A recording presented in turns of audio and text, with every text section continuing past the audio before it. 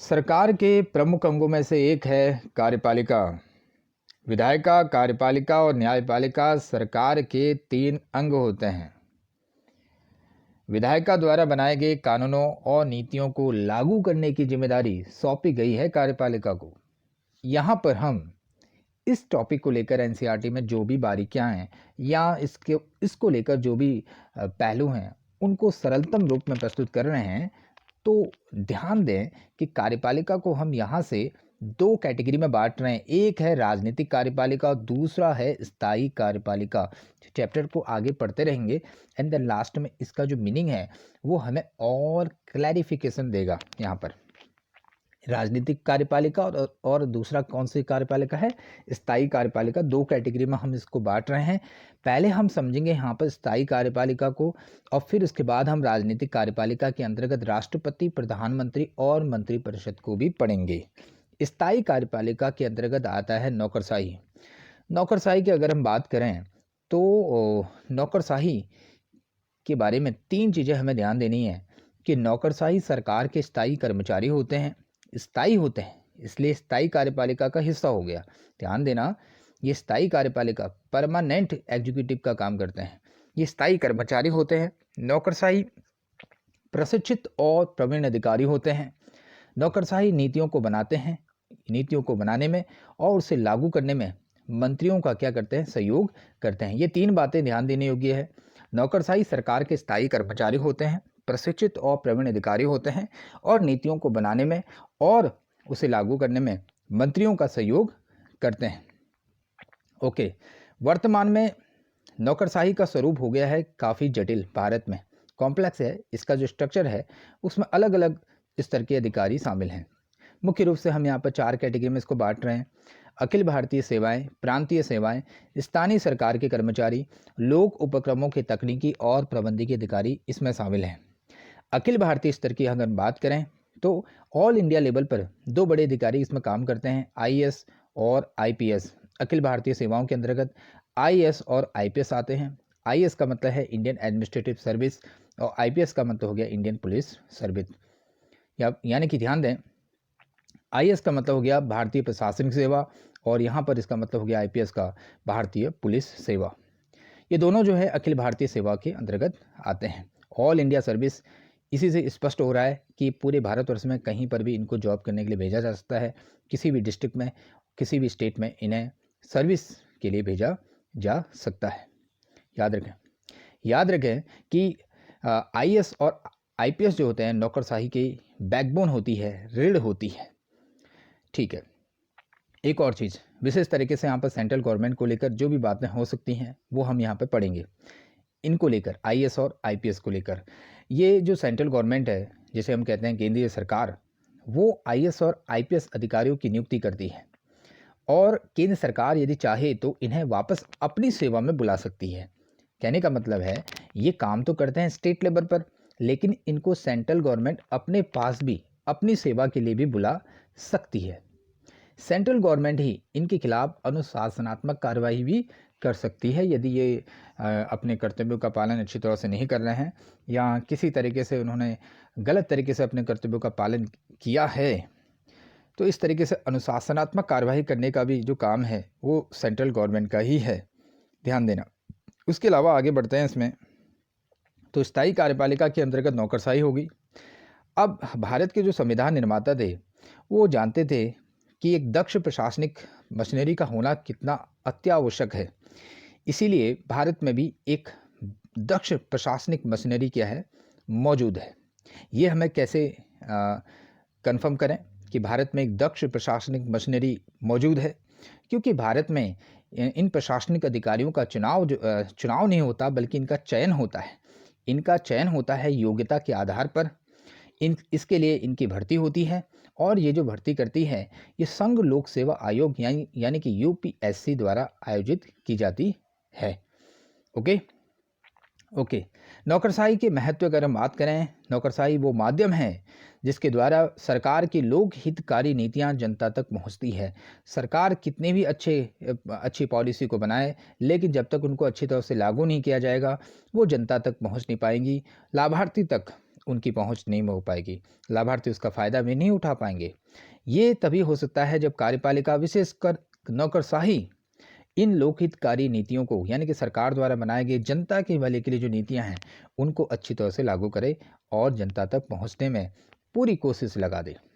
यही होती है नौकरशाही का सबसे बड़ा रोल। ओके, आगे बढ़ते हैं। अब इसमें जो खास हो सकता है हमारे लिए प्रधानमंत्री। ओके, यहाँ पर एक और चीज़ ध्यान देने योग्य है।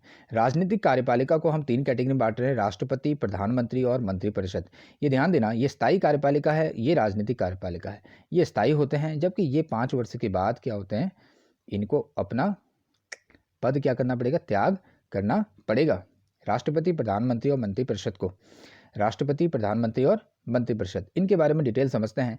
आर्टिकल 74(1) से हमारे संविधान का आर्टिकल 74(1) कहता है कि राष्ट्रपति को सलाह देने के लिए एक मंत्रिपरिषद होगी और इस मंत्रिपरिषद का प्रधान होगा प्रधानमंत्री। राष्ट्रपति को सलाह देने के लिए एक मंत्रिपरिषद होगी, इसका प्रधान कौन होगा, प्रधानमंत्री होगा। तो इस तरीके से कार्यपालिका के अंतर्गत राष्ट्रपति भी आ जाएगा, मंत्रिपरिषद भी और प्रधानमंत्री भी आ जाएगा। ध्यान देने योग्य बात यह है कि राष्ट्रपति कार्यपालिका का प्रधान होता है। संघीय कार्यपालिका का जो प्रधान होता है, ध्यान देना, संघीय कार्यपालिका का जो प्रधान होता है वो राष्ट्रपति होता है। संघीय कार्यपालिका का मतलब है सेंट्रल लेवल पर, सेंटर पर ध्यान दें। तो संसदीय कार्यपालिका का जो प्रधान होता है वो राष्ट्रपति होता है। हालांकि राज्य स्तर पर अगर हम देखें तो राज्य स्तर पर भी हमें इसी प्रकार का स्ट्रक्चर देखने को मिलता है, राज्यपाल, मुख्यमंत्री और वहाँ की मंत्रिपरिषद। ध्यान देना, इसी के बारे में आगे बढ़ते हैं। इसीलिए हम राजनीतिक कार्यपालिका के अंतर्गत राष्ट्रपति भी पढ़ते हैं, प्रधानमंत्री और मंत्रिपरिषद, क्योंकि राष्ट्रपति अपने जो कार्य होते हैं वो मंत्रिपरिषद की सलाह पर ही करता है। आर्टिकल 74(1) कहता है कि जो सलाह दी जाएगी मंत्रिपरिषद द्वारा राष्ट्रपति को वो बाध्यकारी होती है, वो राष्ट्रपति को माननी ही होती है। हालांकि वो दी गई सलाह को पुनर्विचार के लिए भेज सकते हैं, लेकिन पुनर्विचार करने के बाद जो सलाह दी जाएगी राष्ट्रपति को वो राष्ट्रपति को माननी ही पड़ती है। आगे हम इसको और समझेंगे। अब समझते हैं प्रधानमंत्री को। प्रधानमंत्री को लेकर हम ये समझेंगे कि हमारे देश के प्रधानमंत्री की क्या क्या शक्तियाँ हैं। ध्यान देना, प्रधानमंत्री का क्या रोल है, क्या इनकी शक्तियाँ हैं। प्रधानमंत्री तय करते हैं कि मंत्रिपरिषद में कौन लोग मंत्री होंगे, कौन लोग मंत्री होंगे। ध्यान देना, ये बहुत बड़ी पावर है प्रधानमंत्री की, ये बहुत बड़ी पावर है कि जो उनकी काउंसिल ऑफ मिनिस्टर है, मंत्रियों की जो परिषद है, उसमें ये तय कर सकते हैं कि कौन लोग मंत्री होंगे और कौन नहीं होंगे।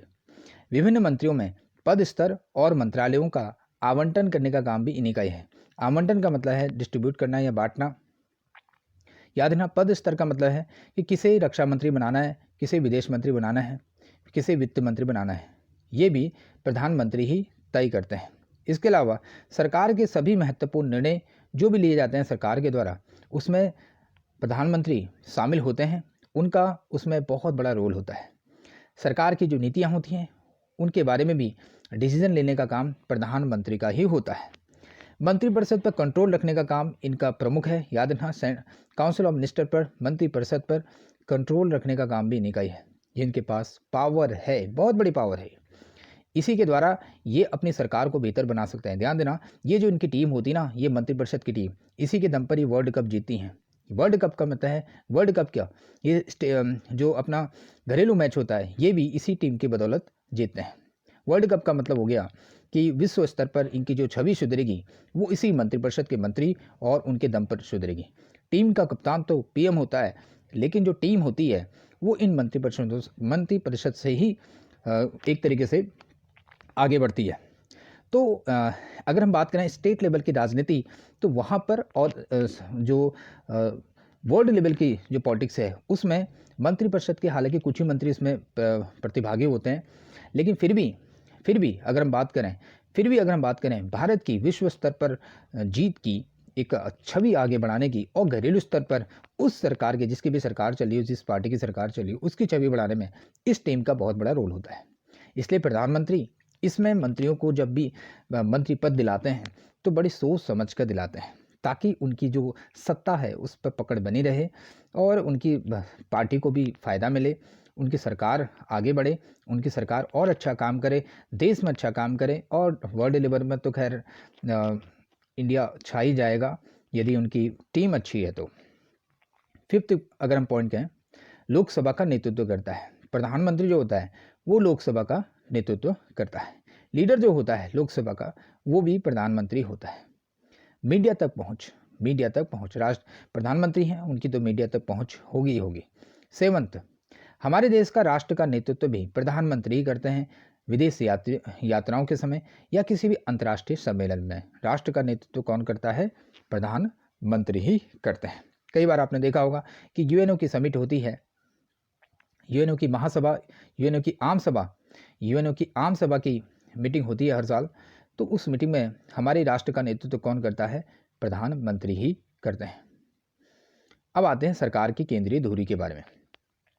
देश के पहले प्रधानमंत्री नेहरू जी का कहना था कि प्रधानमंत्री जो होता है वो सरकार की केंद्रीय धुरी होता है। प्रधानमंत्री सरकार की केंद्रीय धुरी होता है। आखिर उन्होंने ऐसा क्यों कहा, जरा इस चीज को भी समझते हैं।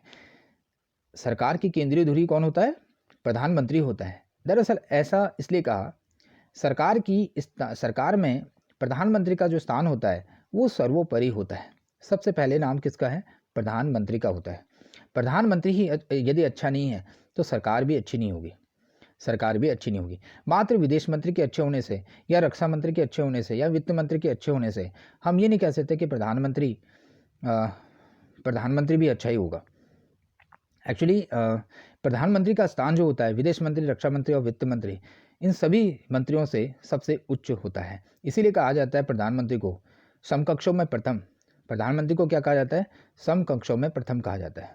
होते तो मंत्री हैं, लेकिन अपने सभी क्लासमेट, अगर हम इसे यहाँ पर वर्ड यूज करें तो वो भी ठीक ही है, या जितने मंत्री स्तर के लोग हैं उनमें क्या होते हैं? प्रथम होते हैं, क्योंकि वो लीड करते हैं। क्या करते हैं? लीड करते हैं। समकक्षों में प्रथम, याद रखना। बात करते हैं सेकंड, बिना प्रधानमंत्री के मंत्रिपरिषद का कोई अस्तित्व नहीं होता। बिना पीएम के मंत्रिपरिषद का कोई अस्तित्व नहीं होता।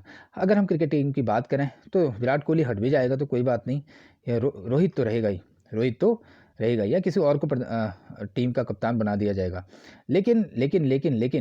लेकिन यहाँ पर ऐसा नहीं होता। मंत्रिपरिषद की जो टीम होती है ये प्रधानमंत्री पर ही टोटल रूप से डिपेंड होती है। यदि प्रधानमंत्री ने पद का त्याग कर दिया या किसी कारणवश उनकी मृत्यु हो गई तो उनकी मंत्रिपरिषद का भी कोई अस्तित्व नहीं होता।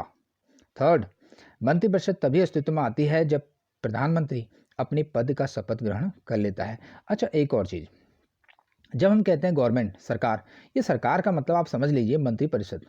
सरकार का मतलब हो गया मंत्रिपरिषद। यहाँ पर तो ये क्लियर आप समझिए। हम कहते हैं मोदी जी की सरकार चल रही है या किसी और की सरकार चली, उसका मतलब उनकी मंत्रिपरिषद से है। क्यों? अगर मंत्रिपरिषद रहेगी तो सरकार रहेगी, और मंत्रिपरिषद कब रहेगी? जब पीएम रहेगा। जब तक पीएम है तब तक मंत्रिपरिषद, और जब तक मंत्रिपरिषद है तब तक सरकार रहेगी। ओके, तो जरा ध्यान देना कि ये जो मंत्रिपरिषद है ये तभी अस्तित्व में आती है जब प्रधानमंत्री भी अपने पद का शपथ ग्रहण कर लेते हैं। प्रधानमंत्री की शपथ ग्रहण करने के साथ ही मंत्रिपरिषद भी क्या आ जाती है? अस्तित्व में आ जाती है। बाकी जो मंत्री हैं वो भी अपना शपथ ग्रहण कर लेते हैं, रक्षा मंत्री, विदेश मंत्री, जिस व्यक्ति को जो मंत्री का पद दिलाना हो वो भी साथ साथ ही क्या कर लेते हैं? शपथ ले लेते हैं, और मंत्रिपरिषद का निर्माण हो जाता है। ओके, आगे जब ये बात हमने पढ़ ली कि पीएम की मृत्यु या त्यागपत्र से पूरी मंत्रिपरिषद क्या हो जाती है? भंग हो जाती है। एक और बात, पीएम एक तरफ मंत्रिपरिषद और दूसरी ओर राष्ट्रपति और संसद के बीच सेतु का काम करता है। ये महत्वपूर्ण शक्ति भी है, बहुत महत्वपूर्ण कार्य है प्रधानमंत्री का, कि मंत्रिपरिषद जो भी डिसीजन लेती है उसकी सूचना प्रधानमंत्री का ही संवैधानिक कर्तव्य है कि इसकी सूचना वो राष्ट्रपति को दें, और राष्ट्रपति का ये अधिकार है कि वे प्रधानमंत्री से मंत्रिपरिषद द्वारा लिए गए जो निर्णय हैं या जो भी महत्वपूर्ण मुद्दे हैं उनके बारे में सूचना मांग सकता है। ध्यान देना। इसी तरह मंत्रिपरिषद और संसद के बीच भी एक सेतु का काम करता है। कौन? प्रधानमंत्री। सेतु का मतलब है पुल का काम करता है, यानी कि दोनों के बीच जो सूचनाओं का आदान प्रदान है वो प्रधानमंत्री के द्वारा ही संभव हो पाता है। अच्छा, इस संसद के बारे में आप समझ लीजिए, कई बार मंत्रिपरिषद डिसीजन लेती है और संसद में उसको लेकर बहस होती है, लेकिन अंत में प्रधानमंत्री आते हैं और उस बहस को रोकथाम कर देते हैं। यानी कि सभी जो प्रॉब्लम है उनका सॉल्यूशन जो होता है वो प्रधानमंत्री ही होता है। कई बार आपने देखा होगा, मोदी जी के कार्यकाल में तो बहुत देख लिया होगा कि जब तक प्रधानमंत्री बोलते नहीं हैं तो उस मुद्दे पर जो बहस होती है वो रुकती नहीं है, कुछ कुछ केसों को छोड़कर। आगे देखें, गठबंधन सरकार का संसदीय शासन पर प्रभाव। हमने पढ़ा था कि प्रधानमंत्री मंत्रिपरिषद पर कंट्रोल करती है, जिसे उनको उपयुक्त लगे उस व्यक्ति को क्या बना सकते हैं, मंत्री दिला सकते हैं। अच्छा, यहाँ पर इस बात को क्लियर करते हैं। ऐसा नहीं किसी भी बंदे को उठा लीजिए और मंत्री बना दीजिए, ऐसा नहीं है। दरअसल जिस व्यक्ति को मंत्री पद दिलाएंगे उसे मान लीजिए वो संसद का सदस्य नहीं है, वैसे तो उसे संसद का सदस्य होना अनिवार्य है, किसी भी मंत्री को संसद का सदस्य होना अनिवार्य है। संसद का मतलब या तो लोकसभा का या तो राज्यसभा का क्या होना चाहिए, सदस्य होना चाहिए। यदि वो नहीं है तो उसे 6 महीने के भीतर, यदि वो नहीं है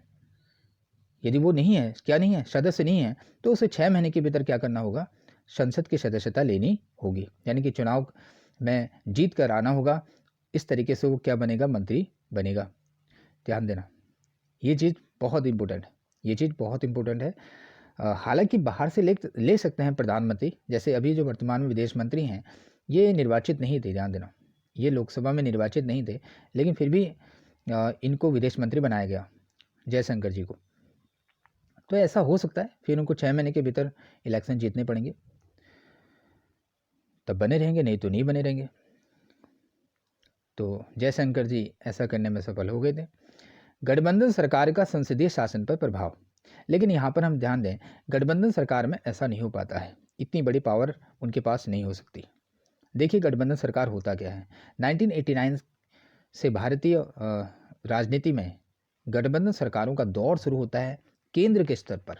होता क्या है, चुनाव के बाद किसी भी पार्टी को बहुमत नहीं मिल पाता, इसलिए 2 या 2 से ज़्यादा पार्टियां मिलकर सरकार बनाती हैं।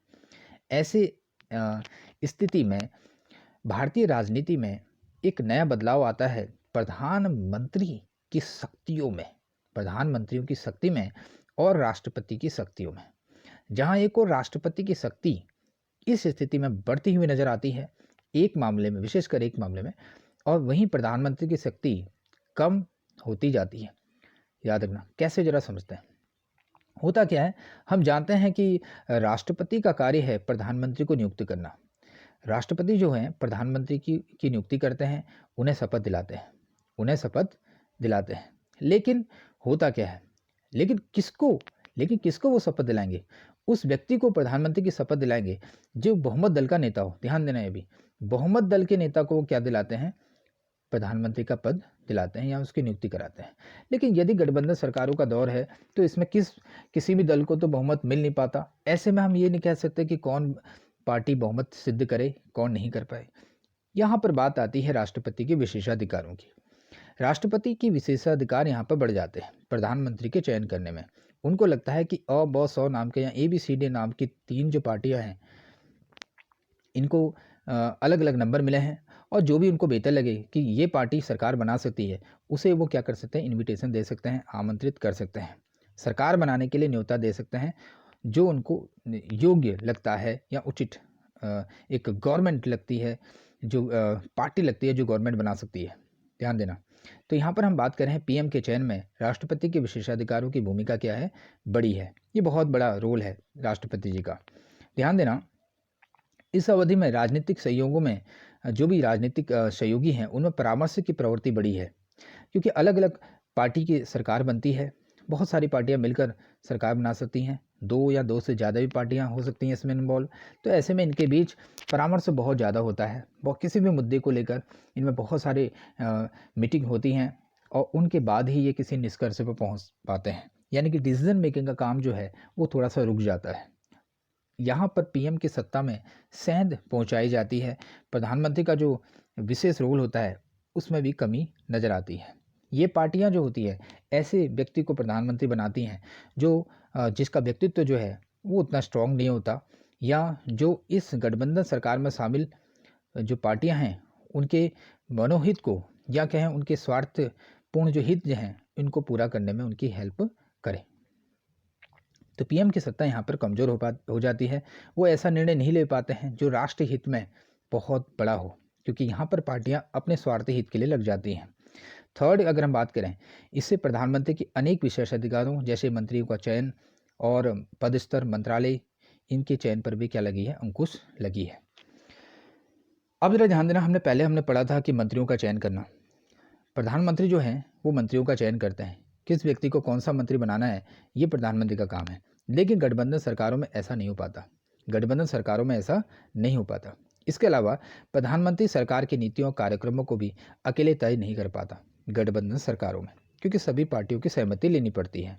इसके अलावा अगर हम बात करें, प्रधानमंत्री को एक नेता से अधिक एक मध्यस्थ की भूमिका निभानी पड़ती है। बहुत बहुत इंपॉर्टेंट लाइन है ये, कि प्रधानमंत्री को एक नेता से अधिक मध्यस्थ की भूमिका निभानी पड़ती है। प्रधानमंत्री जो होता है वो अपनी सरकार को लीड करता है, अपनी सरकार को लीड करता है, नेतृत्व करता है। बट गठबंधन सरकार में ऐसा नहीं हो पाता, वो केवल मध्यस्थ के रूप में रह जाता है। विभिन्न पार्टियों के बीच मेल मिलाप बनाए रखने का काम ही उसका अल्टीमेट काम रह पाता है।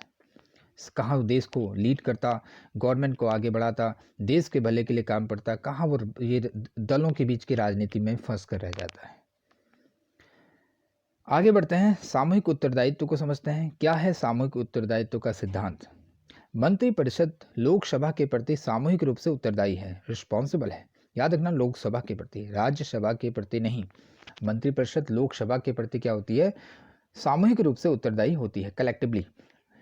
कहने का मतलब है जितने भी मंत्री इसमें शामिल हैं, सभी मंत्री लोकसभा के प्रति क्या हैं, उत्तरदायी हैं। इसका मतलब ये है कि यदि सरकार लोकसभा में विश्वास खो दे तो उसे त्यागपत्र देना पड़ेगा। यदि सरकार, मैंने कहा सरकार का मतलब किससे है, मंत्रिपरिषद से। तो यदि मंत्रिपरिषद लोकसभा में विश्वास खो देगी तो उसे त्यागपत्र देना पड़ेगा। इसके लिए लोकसभा में अविश्वास प्रस्ताव लाया जाता है। यदि लाए गए अविश्वास प्रस्ताव, याद रखना, ये जो अविश्वास प्रस्ताव लाया जा रहा है लोकसभा में, यदि ये पास हो जाए लोकसभा में, तब मंत्रिपरिषद को क्या करना पड़ेगा, त्यागपत्र देना पड़ेगा। और ये जो अविश्वास प्रस्ताव भी है, केवल और केवल लोकसभा में ही लाया जाता है। सामूहिक उत्तरदायित्व मंत्रिमंडल की एकजुटता के सिद्धांत पर आधारित है। ये मंत्रिमंडल की क्या है, कैबिनेट की एकजुटता के सिद्धांत पर आधारित है। यदि किसी एक मंत्री के विरुद्ध भी अविश्वास प्रस्ताव पारित हो जाए तो संपूर्ण मंत्रिपरिषद को क्या देना पड़ता है, त्यागपत्र देना पड़ता है। तो ऐसी एकजुटता और कहाँ देखने को मिलती है, केवल मंत्रिमंडल में ही देखने को मिलती है। रही बात मंत्रिपरिषद की सदस्य संख्या कितनी होती है, पहले कितनी भी हो सकती थी, अनलिमिटेड हो सकती थी, 100 भी हो जाती थी। इसलिए 2003 में क्या हुआ, इसकी मेंबरशिप पर लिमिटेशन लगा दी गई। 2003 में 91 संविधान संशोधन होता है और 91 संविधान संशोधन के तहत लोकसभा के 15% से ज़्यादा मंत्रिपरिषद की सदस्य संख्या नहीं हो सकती, ये नियम बना दिया गया। लोकसभा की सदस्य संख्या के 15% से ज़्यादा क्या नहीं हो सकती, मंत्रिपरिषद की सदस्य संख्या नहीं हो सकती। ये बात है केंद्र सरकार के तौर पर। यदि राज्यों पर जाए तो राज्यों में भी यही नियम लागू होगा। वहाँ विधानसभा, वहाँ लोकसभा के बजाय विधानसभा हो जाएगी। वहाँ विधानसभा के 15% से ज़्यादा क्या नहीं हो सकती, मंत्रिपरिषद की सदस्य संख्या नहीं हो सकती। अब डिपेंड करता है उस राज्य की विधानसभा में कितने मेंबर हैं, उस हिसाब से वहाँ पर कैलकुलेशन की जाएगी और देखा जाएगा कि कितने मेंबर बैठते हैं। बढ़ते हैं आगे जो टॉपिक है वो इसमें है भारत में संसदीय कार्यपालिका को अपनाने के कारणों को लेकर। भारत में याद रखना संसदीय कार्यपालिका है, लेकिन इस संसदीय कार्यपालिका को अपनाने के क्या क्या कारण हैं। संसदीय कार्यपालिका क्या होती है, जरा उसको समझते हैं। ऐसी कार्यपालिका जो संसद के बहुमत के समर्थन पर निर्भर हो। ध्यान देना, बहुमत, किसी भी सरकार को चलाने के लिए बहुमत चाहिए और जब तक बहुमत है तभी तक वो सरकार चला पाती है। जिस दिन बहुमत नहीं रहा उस दिन वो सरकार नहीं चला पाएगी। दरअसल ये जो अविश्वास प्रस्ताव है ये बहुमत ही सिद्ध किया जाता है। इसमें ये लोकसभा में जो अविश्वास प्रस्ताव लाया जाता है इसके तहत ये बहुमत ही सिद्ध करती है। और यदि बहुमत नहीं रहा तो सरकार भी नहीं चल पाएगी, विशेषकर मंत्रिपरिषद।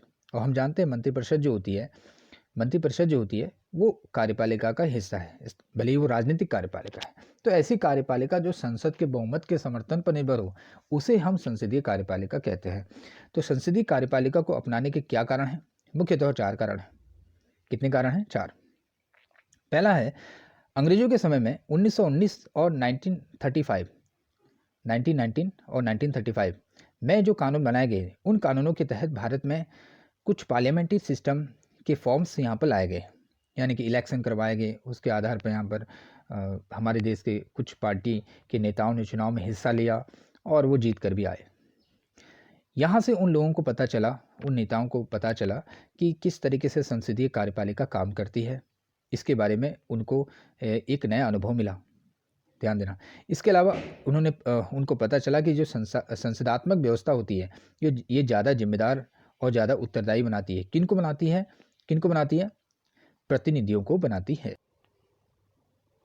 भारतीय संविधान के निर्माता एक ऐसी सरकार सुनिश्चित करना चाहते थे जो जनता के अपेक्षाओं के प्रति संवेदनशील और उत्तरदायी हो।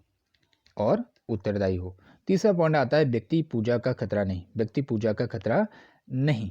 संसदीय कार्यपालिका की अगर हम कंपैरिजन करें तो वो अध्यक्षात्मक कार्यपालिका से है, लेकिन अध्यक्षात्मक कार्यपालिका में राष्ट्रपति को बहुत सारी शक्तियां मिलती हैं और सभी शक्तियों का स्रोत जो होता है वो राष्ट्रपति होता है। अध्यक्षात्मक कार्यपालिका में व्यक्ति पूजा का खतरा बना रहता है, क्योंकि वहाँ पर एक ही व्यक्ति को समस्त शक्तियाँ दे दी जाती हैं। तो इससे हम कहेंगे व्यक्ति पूजा का खतरा बना रहता है। संविधान निर्माता एक ऐसी सरकार चाहते थे जिसमें एक शक्तिशाली कार्यपालिका तो हो, लेकिन साथ साथ उसमें व्यक्ति पूजा पर भी अंकुश लगे।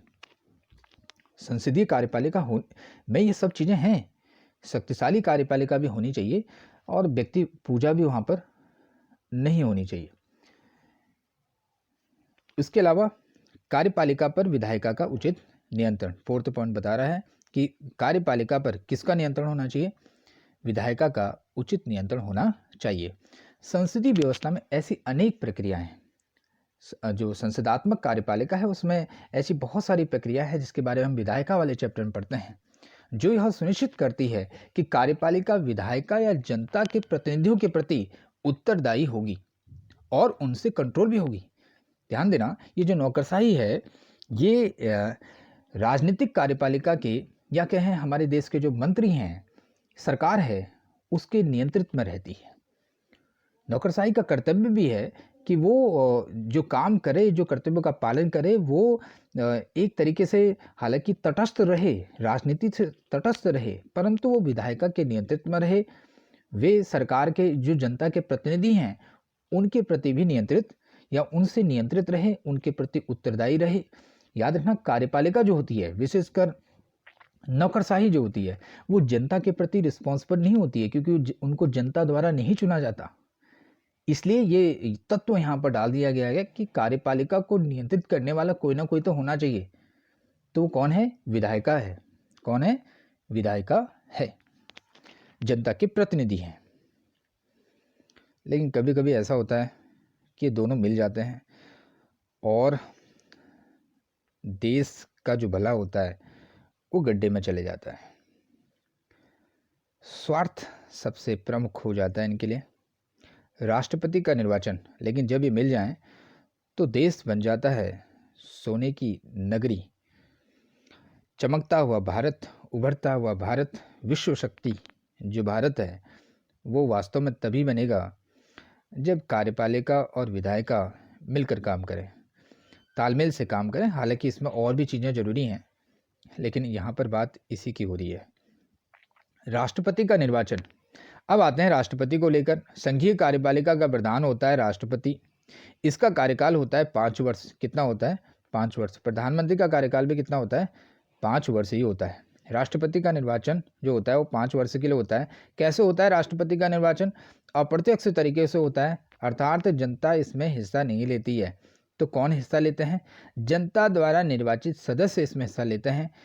इससे ये जो सदस्य इसमें शामिल होते हैं, विधानसभा के सदस्य और संसद के सदस्य इसमें हिस्सा लेते हैं, वो भी केवल निर्वाचित। याद रखना, विधानसभा के भी और संसद के भी निर्वाचित सदस्य इसमें हिस्सा लेते हैं और इन सदस्यों से मिलकर बनाया जाता है निर्वाचन मंडल, बोले तो निर्वाचक मंडल।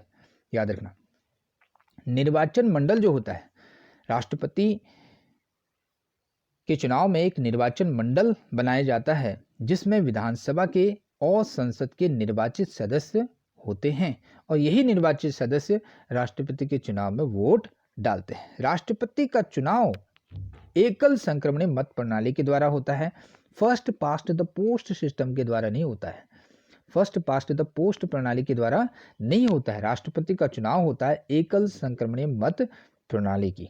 क्या राष्ट्रपति को 5 वर्ष से पहले भी हटाया जा सकता है? बिल्कुल हटाया जा सकता है। राष्ट्रपति को 5 वर्ष से पहले भी हटाया जा सकता है महाभियोग की प्रक्रिया के द्वारा। ये महाभियोग की प्रक्रिया क्या है? एक्चुअली ये महाभियोग का आधार है संविधान का उल्लंघन। यदि राष्ट्रपति संविधान का उल्लंघन करते हैं, इस बात का जो आरोप है ये यदि सिद्ध हो जाए, प्रूव हो जाए, कहाँ प्रूव हो जाए? संसद में, तो देन राष्ट्रपति को अपना पद त्याग करना पड़ता है। ध्यान देना, ये जो महाभियोग की प्रक्रिया चलाई जाती है ये संसद में चलाई जाती है। इसमें हमारे देश के सर्वोच्च न्यायालय का कोई रोल नहीं है। याद रखना, सुप्रीम कोर्ट का इसमें कोई रोल नहीं है, केवल संसद में ही महाभियोग की प्रक्रिया चलाई जाती है। सौभाग्यवश अभी तक किसी भी राष्ट्रपति के खिलाफ महाभियोग की प्रक्रिया पूर्ण रूप नहीं ले पाई है। हमारे देश में इतने बुरे तरीके से भी राष्ट्रपति नहीं है। अभी तक राष्ट्रपति का जो पद है वो गौरवान्वित बना हुआ है, गरिमामय बना हुआ है। अब पढ़ते हैं आगे, राष्ट्रपति की शक्ति और स्थिति। हालांकि हमारी बुक में, एनसीईआरटी बुक में राष्ट्रपति की शक्तियों को उतनी क्लैरिफिकेशन से नहीं दिया गया है जितने कि इसके विशेषाधिकारों को दिया गया है। कौन सी शक्तियों को ज़्यादा स्पष्टीकरण नहीं किया गया है? कार्यकारी, विधायी, कानूनी और आपातकालीन शक्तियाँ। राष्ट्रपति को बहुत प्रकार की शक्तियाँ मिलती हैं, राष्ट्रपति, विधायी, कानूनी, आपातकालीन शक्तियाँ, परंतु इन सभी शक्तियों का प्रयोग वे मंत्रिपरिषद की सलाह पर ही करते हैं। मंत्रिपरिषद की सलाह पर इनके द्वारा ये समस्त कार्य किए जाते हैं, क्योंकि राष्ट्रपति जो होता है एक औपचारिक प्रधान होता है, वो नाम मात्र का प्रधान होता है, वास्तविक प्रधान नहीं होता। संसदीय कार्यपालिका में वास्तविक प्रधान प्रधानमंत्री होता है। कौन होता है? प्रधानमंत्री होता है, राष्ट्रपति नहीं होता। वो केवल औपचारिक प्रधान होता है, या कहें तो अलंकारिक प्रधान होता है। क्या होता है? अलंकारिक प्रधान होता है।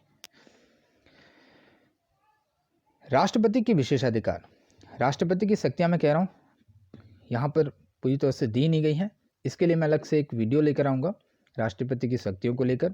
एनसीईआरटी में राष्ट्रपति के विशेषाधिकार दिए गए हैं, इसको समझते हैं। हालांकि कहीं कहीं पर राष्ट्रपति के कुछ अधिकार दिए गए हैं चैप्टर में, जैसे विधायिका में हमें एक अधिकार समझ में आता है कि कोई भी विधेयक जो होता है वो, खासकर धन विधेयक जो होता है वो राष्ट्रपति के पूर्वानुमति से आता है। धन विधेयक राष्ट्रपति के पूर्वानुमति से आता है, लेकिन जो सामान्य विधेयक होता है वो संसद से पास होने के बाद राष्ट्रपति के पास भेजा जाता है, और राष्ट्रपति के हस्ताक्षर करने के बाद ही वो विधेयक क्या बन पाता है? कानून बन पाता है। इसके बारे में जो भी क्लैरिफिकेशन हो सकती है वो हम विधायिका वाले चैप्टर में करेंगे। फर्स्ट, विशेषाधिकार। संवैधानिक रूप से राष्ट्रपति को सभी महत्वपूर्ण मुद्दों और मंत्रिपरिषद की कार्यवाही के बारे में सूचना प्राप्त करने का अधिकार है। ये तो ध्यान रखें, ये मैंने पहले बता दिया आपको कि राष्ट्रपति को ये अधिकार है कि वो महत्वपूर्ण मुद्दों और मंत्रिपरिषद की कार्यवाही के बारे में सूचना प्राप्त कर सकते हैं। किससे प्राप्त करेंगे? प्रधानमंत्री उनको ये सूचना देते हैं। प्रधानमंत्री का इस संवैधानिक कर्तव्य भी है। मंत्रिपरिषद द्वारा भेजी गई सलाह को पुनर्विचार के लिए लौटा भी सकते हैं। जी हाँ, आर्टिकल 74(1) कहता है कि राष्ट्रपति की सलाह के लिए एक मंत्रिपरिषद होगी, लेकिन इस सलाह को वापस लौटा सकते हैं। लेकिन पुनर्विचार करने के बाद मंत्रिपरिषद द्वारा दी गई जो सलाह होती है राष्ट्रपति को, वो उनके लिए बाध्यकारी होती है। वीटो शक्ति का प्रयोग, राष्ट्रपति वीटो शक्ति का प्रयोग कर सकते हैं। जैसा कि मैंने भी बताया था कि जो सामान्य विधेयक होते हैं, सामान्य विधेयकों के संदर्भ में जब संसद विधेयक पास कर लेती है तो उस विधेयक को बाद में राष्ट्रपति की सहमति जरूरी होती है, और राष्ट्रपति जब उसमें हस्ताक्षर कर लेते हैं वह विधेयक बन जाता है कानून, कानून। लेकिन कभी कभी ऐसा नहीं हो पाता, राष्ट्रपति उसमें वीटो की शक्ति लगा सकते हैं, यानी कि वो उस विधेयक पर विलंब भी कर सकते हैं या उसे स्वीकृति देने से मना भी कर सकते हैं। इसे हम कहेंगे वीटो शक्ति। और इसके अलावा फोर्थ पॉइंट है कि इलेक्शन के बाद मान लीजिए किसी भी पार्टी को बहुमत नहीं मिल पाता और कई सारी पार्टियां नेता दावे करें कि वो सरकार बना सकते हैं, वो प्रधानमंत्री बन सकते हैं, लेकिन यहाँ पर राष्ट्रपति ये अपने विशेषाधिकारों का इस्तेमाल करते हैं कि कौन प्रधानमंत्री बनेगा, वो उसी पार्टी को न्योता देते हैं। उनकी नज़रों में अगर लगे कि ये पार्टी क्या है, ये पार्टी जो होगी वो सबसे बेस्ट पार्टी है जो सरकार को रन कर सकती है पूरे 5 साल, पूरे 5 साल। याद रखना ये सभी बातें राष्ट्रपति के विशेषाधिकार हैं और इन पर मंत्रिपरिषद का ज़्यादा कोई क्या नहीं होता, कंट्रोल नहीं होता। राष्ट्रपति यहाँ पर अपने विवेक का इस्तेमाल करते हैं और अपने विवेक का इस्तेमाल करते हुए वो इन सभी बातों को अपने अनुसार करते हैं। जो भी इनके कार्य हैं ये महत्वपूर्ण है। अब आते हैं पॉकेट वीटो। अभी हमने वीटो शक्ति के बारे में पढ़ा था कि विधेयक कानून तभी बन पाते हैं जब राष्ट्रपति उस पर हस्ताक्षर कर दे। तो कभी कभी ऐसा होता है कि राष्ट्रपति किसी विधेयक पर कोई अनुमति नहीं देते हैं और ना ही उसे पुनर्विचार के लिए लौटाते हैं, ना ही राष्ट्रपति उस पर अनुमति देते हैं और ना ही उसको पुनर्विचार के लिए लौटाते हैं। कहाँ? संसद में। कहाँ? संसद में। तब ये माना जाता है कि राष्ट्रपति ने पॉकेट वीटो का इस्तेमाल कर दिया है। तब क्या माना जाता है कि राष्ट्रपति ने पॉकेट वीटो का इस्तेमाल कर दिया है। कौन से वीटो का इस्तेमाल कर दिया है? पॉकेट वीटो का इस्तेमाल कर दिया है। एक उदाहरण है हमारी बुक में कि 1986 में पोस्ट ऑफिस एक संशोधन विधेयक लाया जाता है, लेकिन उस समय के जो भारत के राष्ट्रपति थे ज्ञानी जैल सिंह ने उस पर हस्ताक्षर नहीं किए, यानी कि ना ही उस पर अनुमति दी और ना ही पुनर्विचार किया, पुनर्विचार करने के लिए संसद के पास भेजा। ऐसे हुआ, उनका कार्यकाल भी समाप्त हो गया। बाद में सरकार भी जिस सरकार के समय वो विधेयक लाया गया था वो सरकार भी चली गई। 1989 में नई सरकार आती है और उस समय राष्ट्रपति बदल जाते हैं, वेंकट रमन हो जाते हैं। वेंकट रमन अगले राष्ट्रपति बन जाते हैं, लेकिन उस पोस्ट विधेयक का किसी प्रकार का कोई कदम नहीं उठाया जाता क्योंकि नई सरकार फिर उस विधेयक को लाते भी नहीं है। वो जो विधेयक होता है वो ऐसी का धरा रह जाता है और ऐसी स्थिति में हम कहते हैं कि उस पर पॉकेट वीटो लगा दिया गया। क्या लगा दिया गया? पॉकेट वीटो लगा दिया गया। चैप्टर की जो बाकी बातें हैं उसे हम समझ लेते हैं बुक से। यहाँ पर ज़रूरी है बुक का सहारा लेना भी, कुछ बातें बुक से ही समझनी ज़रूरी हैं और एनसीईआरटी बुक का तो अलग ही अपना लेवल है। मैंने बताया था आपको कि कार्यपालिका की मीनिंग समझने से पहले हमें आगे बढ़ना होगा और फिर आएंगे कार्यपालिका की मीनिंग को समझने के लिए। तो है क्या कार्यपालिका? जरा यहाँ पर बताया गया, जरा देखें इसको। सरकार का वह अंग जो इन नीतियों और नियमों को लागू करती है और प्रशासन का काम करती है। दो बातें यहाँ पर हैं। ये तो हमें पता ही है कि विधायिका का काम है कानूनों को बनाना, नीतियों का निर्माण करना, लेकिन मात्र नीतियों को बनाने से या नियमों को बनाने से देश का भला नहीं होने वाला, लोगों का भला नहीं हो सकता जब तक उन नीतियों को अच्छी तरीके से लागू ना किया जा सके, उन नियमों को लागू नहीं किया जा सके। यहाँ पर ज़रूरत होती है कार्यपालिका की। कार्यपालिका यहाँ पर ये रोल प्ले करती है कि नियमों को लागू किया जा सके। नियमों को लागू करने का काम जो सौंपा गया है वो कार्यपालिका को सौंपा गया है। इसके अलावा प्रशासन का काम भी यही संभालती है। प्रशासन क्या होता है? हमारी बुक बताती है कि निर्णय लेना और उसे लागू करना, इस क्रिया को हम क्या कहते हैं? प्रशासन कहते हैं। डिसीजन लेना और उसे लागू करना। एक देश में अगर हम बात करें, रोजाना पर डे नियमों को लागू करना होता है। तो इतने बड़े देश में, चाहे वो छोटा भी देश हो, तो इतने ज़्यादा नियम होते हैं, कॉम्प्लिकेटेड नियम होते हैं, उनको लागू करना इतना आसान नहीं हो सकता। इसके लिए आपके पास एक संगठन होना चाहिए। जिस संगठन की हम यहाँ पर बात कर रहे हैं वो कार्यपालिका है और उसके अंतर्गत हम किसकी बात कर रहे हैं? नौकरशाही की बात कर रहे हैं। हम जब बात कर रहे थे ना कि नौकरशाही का स्वरूप जटिल हो गया है, तो ये जटिल जो हुआ है ना, उसके पीछे एक कारण ये भी है कि सरकार का कार्य बढ़ता जा रहा है। सरकार का कार्य बढ़ेगा तो कानून भी ज़्यादा बढ़ेंगे और उनको लागू करने की जिम्मेदारी भी बढ़ेगी। ऐसे में नौकरशाही जो होगी उसका स्वरूप और बढ़ जाएगा और जटिल हो जाएगा। हमने 4 कैटेगरी में नौकरशाही के स्वरूप को पढ़ा था। याद रखिए, अखिल भारतीय सेवाएं, प्रांतीय सेवाएं, स्थानीय सरकार के कर्मचारी, लोक उपक्रमों के प्रबंधकीय और तकनीकी कर्मचारी, ये हमने पढ़ा था।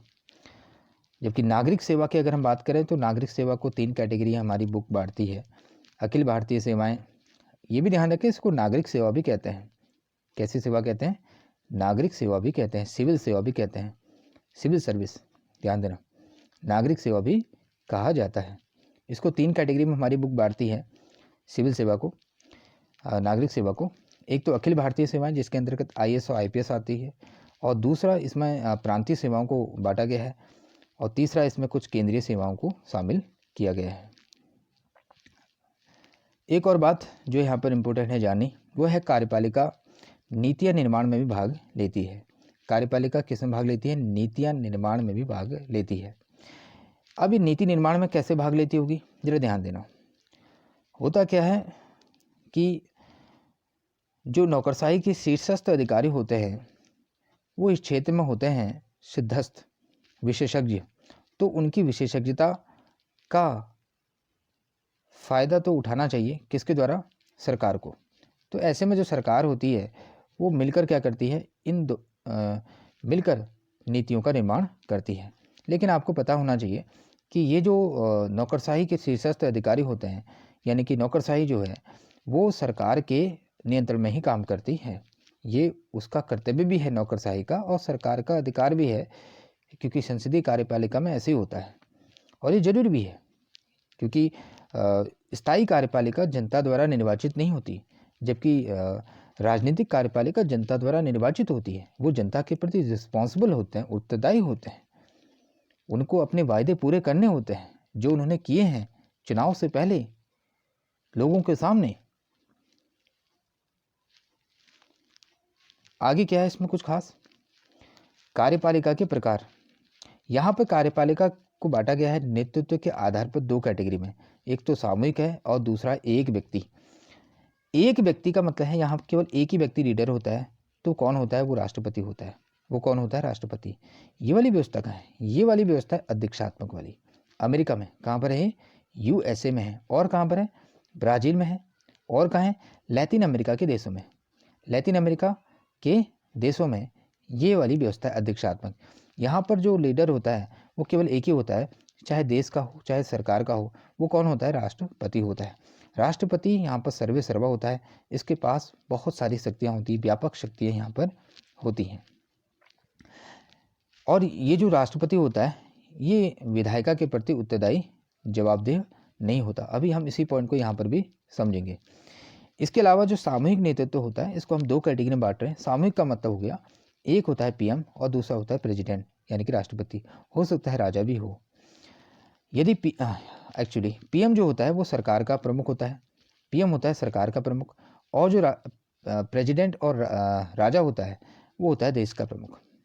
वो होता है देश का प्रमुख, यानी कि देश का प्रमुख राजा भी हो सकता है और राष्ट्रपति भी हो सकता है। यदि यदि यदि देश का प्रमुख राष्ट्रपति है तो उसे हम संसदीय गणतंत्र कहते हैं, और यदि देश का प्रमुख राजा है तो उसे हम संवैधानिक राजतंत्र कहते हैं। ये वाली व्यवस्था संसदीय व्यवस्था कहलाती है। कौन सी वाली व्यवस्था कहलाती है? संसदीय, जिसके अंतर्गत जो होता है देश का प्रमुख या तो राजा हो सकता है या तो राष्ट्रपति हो सकता है। और यदि राजा है तो उसे हम संवैधानिक राजतंत्र कहते हैं, और यदि राष्ट्रपति है तो उसे हम संसदीय गणतंत्र कहते हैं। जबकि सरकार का प्रमुख कौन होता है? PM होता है। ध्यान देना बच्चों, सरकार का प्रमुख कौन होता है? PM होता है। और ये दोनों जो होते हैं, चाहे राजा हो या राष्ट्रपति, देश का प्रमुख, ये औपचारिक प्रमुख होते हैं। इनके पास वास्तविक शक्ति नहीं होती है। वास्तविक शक्ति किसके पास होती है? PM के पास होती है।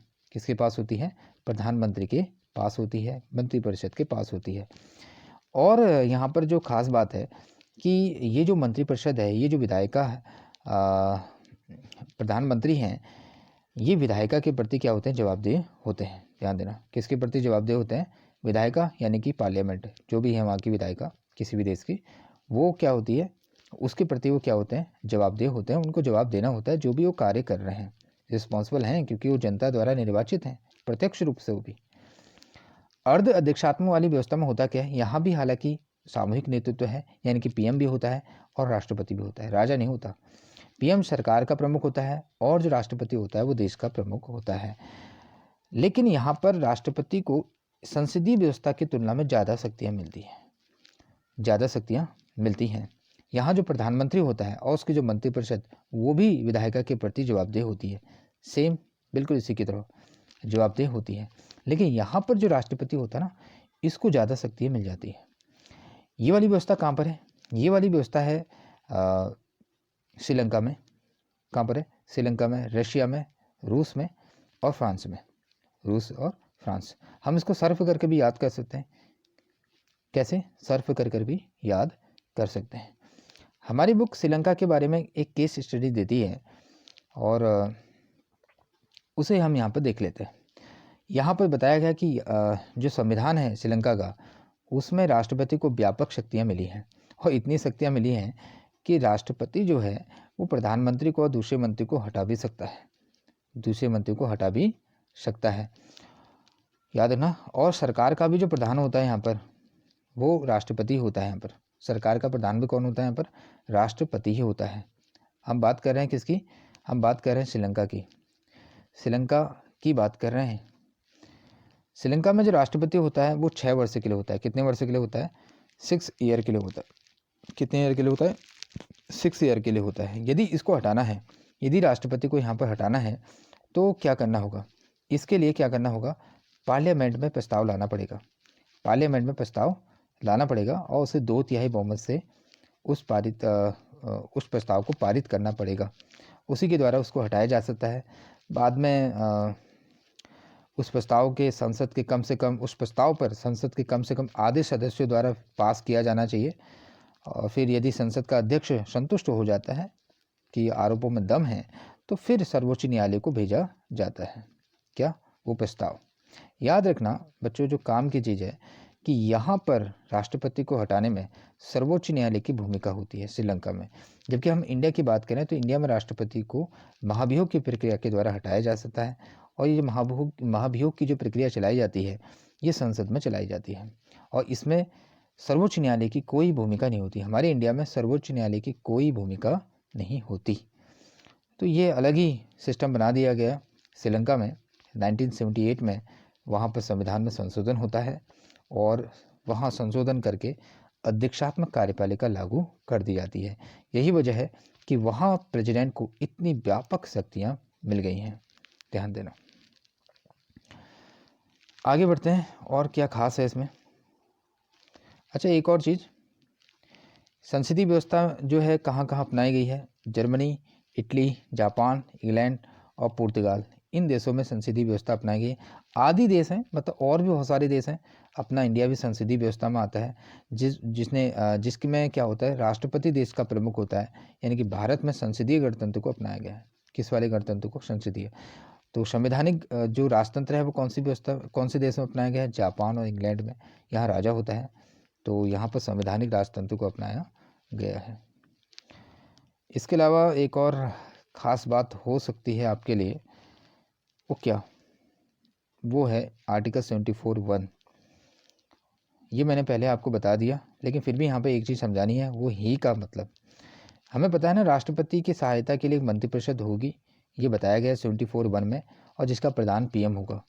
लेकिन यहाँ पर बताया गया है कि ये जो सलाह है वो राष्ट्रपति मंत्रिपरिषद को लौटा सकते हैं और लौटाने के बाद, जब पुनर्विचार करने के बाद राष्ट्रपति को जो सलाह दी जाएगी वो राष्ट्रपति को माननी ही पड़ती है। राष्ट्रपति को उस सलाह के अनुसार ही कार्य करना पड़ेगा।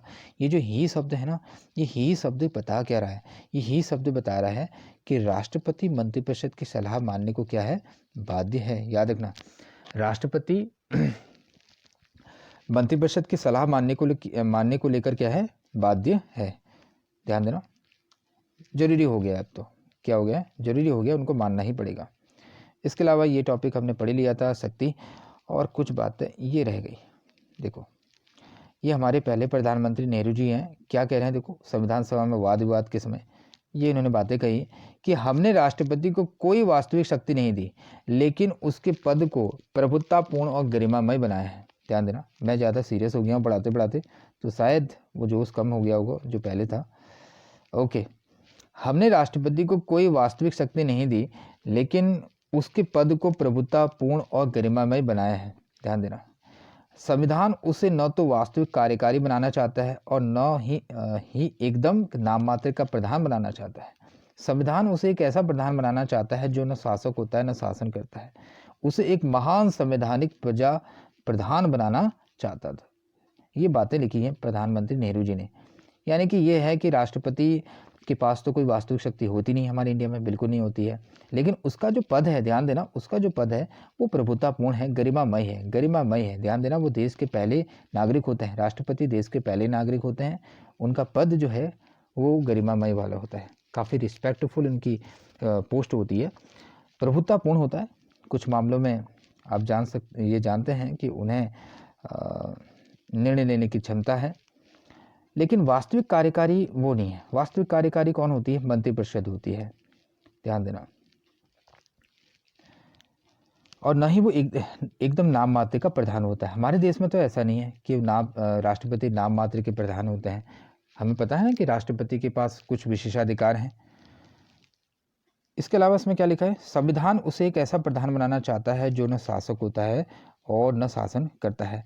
हम ये कैसे कहें? देखो, एक्चुअली राष्ट्रपति का जो निर्वाचन होता है ना, राष्ट्रपति का निर्वाचन, वो जनता द्वारा प्रत्यक्ष रूप से होता ही नहीं है। वो किसके द्वारा होता है? वो अप्रत्यक्ष तरीके से होता है, निर्वाचक मंडल के द्वारा होता है। इसलिए हम कह रहे हैं वो ना शासक होता है, और शक्तियाँ तो वैसे है नहीं, वास्तविक कार्यकारी तो उसके पास होती नहीं है। हाँ, ये जरूर है कि वो महान संवैधानिक प्रधान होता है। आगे बढ़ते हैं। राष्ट्रपति के विशेषाधिकार ये तो हमने पढ़ ही लिए थे। और कुछ खास? यस, उपराष्ट्रपति। उपराष्ट्रपति के बारे में 5 बातें ध्यान देने योग्य है। कितनी बातें? 5। पहला है, उपराष्ट्रपति का कार्यकाल होता है 5 वर्ष का। कितने वर्ष का होता है? 5 वर्ष का। दूसरा, उपराष्ट्रपति का चुनाव कैसे होता है? उपराष्ट्रपति के चुनाव में बिल्कुल राष्ट्रपति की ही तरह है, बस थोड़ी बहुत अंतर है। उपराष्ट्रपति का जो चुनाव होता है वो निर्वाचक मंडल के द्वारा होता है। किसके द्वारा होता है? निर्वाचक मंडल की तरह, बिल्कुल सेम राष्ट्रपति की तरह। लेकिन इस निर्वाचक मंडल में ध्यान देना, कौन नहीं होते? विधानसभा। कौन नहीं होते? विधानसभा के सदस्य इसमें नहीं होते। निर्वाचक मंडल में विधानसभा के सदस्य नहीं होते, तो कौन होंगे? केवल संसद के सदस्य होते हैं। कौन होते हैं? केवल संसद के सदस्य होते हैं उपराष्ट्रपति के निर्वाचन में। ध्यान देना। तो मैंने कहा 5 बातें याद करनी है, कम से कम एक। पहला क्या था कि इसका कार्यकाल 5 वर्ष का होता है। राष्ट्रपति का कार्यकाल भी 5 वर्ष होता है। दूसरा, एक निर्वाचक मंडल बनाया जाता है निर्वाचन के लिए, जिसमें केवल संसद के सदस्य होते हैं। किसके सदस्य होते हैं? संसद के सदस्य होते हैं। तीसरा, अगर हम बात करें हटाना, क्या उपराष्ट्रपति को हटाया जा सकता है? 5 वर्ष के कार्यकाल के पहले भी बिल्कुल हटाया जा सकता है। इसके लिए राज्यसभा में एक प्रस्ताव लाया जाता है, उस प्रस्ताव को पास करना होता है बहुमत से, और उसके बाद उसे लोकसभा की भी सहमति लेनी पड़ती है। उपराष्ट्रपति को उसके बाद हटाया जा सकता है। तीसरी बात जो मेन है वो ये है कि उपराष्ट्रपति जो होते हैं वो राज्यसभा के अध्यक्ष होते हैं। उपराष्ट्रपति क्या होते हैं? राज्यसभा के अध्यक्ष होते हैं। ध्यान देना, उपराष्ट्रपति कौन होते हैं? राज्यसभा के अध्यक्ष होते हैं, पदेन अध्यक्ष होते हैं। कैसे अध्यक्ष होते हैं? पदेन, मतलब यदि कोई व्यक्ति उपराष्ट्रपति का शपथ लेता है तो स्वतः ही ध्यान देना, वो स्वतः ही क्या होता है? राज्यसभा का भी अध्यक्ष बन जाता है। उसे राज्यसभा की शपथ लेने की कोई अलग जरूरत से उसको अलग से हम ये नहीं कहेंगे कि तुम राज्यसभा की भी शपथ लो। उपराष्ट्रपति क्या होता है? राज्यसभा का पदेन अध्यक्ष होता है। इसका मतलब यह है कि स्वतः ही उपराष्ट्रपति के तौर पर शपथ लेगा और स्वतः ही वो क्या होगा? मैंने खुद ब खुद वो राज्यसभा का भी अध्यक्ष बन जाएगा। एक और चीज़ जो काम की है वो ये है कि उपराष्ट्रपति कार्यवाहक राष्ट्रपति के तौर पर भी काम करते हैं। उपराष्ट्रपति कार्यवाहक राष्ट्रपति के तौर पर भी काम करते हैं। कार्यवाहक राष्ट्रपति का मतलब क्या होता है?